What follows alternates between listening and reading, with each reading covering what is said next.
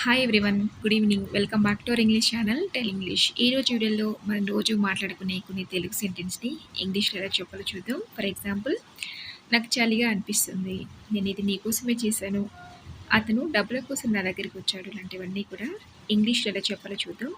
Video ఎక్కడ skip చేయకుండా end వరకు చూడండి.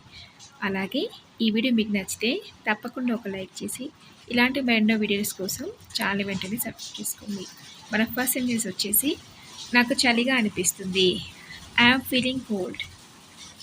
ఐఎమ్ ఫీలింగ్ కోల్డ్ అంటే నాకు చలిగా అనిపిస్తుందని. అలాగే నేను ఇది నీకోసమే చేశాను.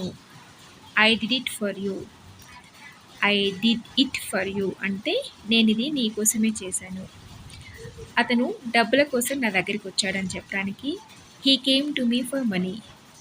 He came to me for money అంటే అతని డబ్బుల కోసం నా దగ్గరికి వచ్చాడు. ఆమె 10 నిమిషాలు ఇక్కడ ఉంది. She had been here for 10 minutes. She had been here for 10 minutes. నేను రేపు రావచ్చా? Can I come tomorrow? Can I come tomorrow అంటే నేను రేపు రావచ్చా అని. అలాగే నెక్స్ట్ సెంటెన్స్ వచ్చేసి, నువ్వు మాట్లాడే విధానం ఇదేనా? Is this way you talk? Is this way you talk అంటే నువ్వు మాట్లాడే విధానం ఇదేనా అని. ఆమె వంటగదిలో ఉంది. She is in the kitchen. She is in the kitchen అంటే ఆమె వంటగదిలో ఉంది. అలాగే అది రెడీగా ఉందా, సిద్ధంగా ఉందా అని అడుగుతాం కదా, దాన్ని ఇంగ్లీష్లో is it ready? Is it ready అంటే అది రెడీగా ఉందా అని. మీరు ఎక్కడ నివసిస్తారు, ఎక్కడ ఉంటారు అని అడుగుతాం కదా, దాన్ని ఇంగ్లీష్లో where do you live. Where do you live అంటే మీరు ఎక్కడ నివసిస్తారు అని. నువ్వు ఎక్కడి నుంచి వచ్చావు?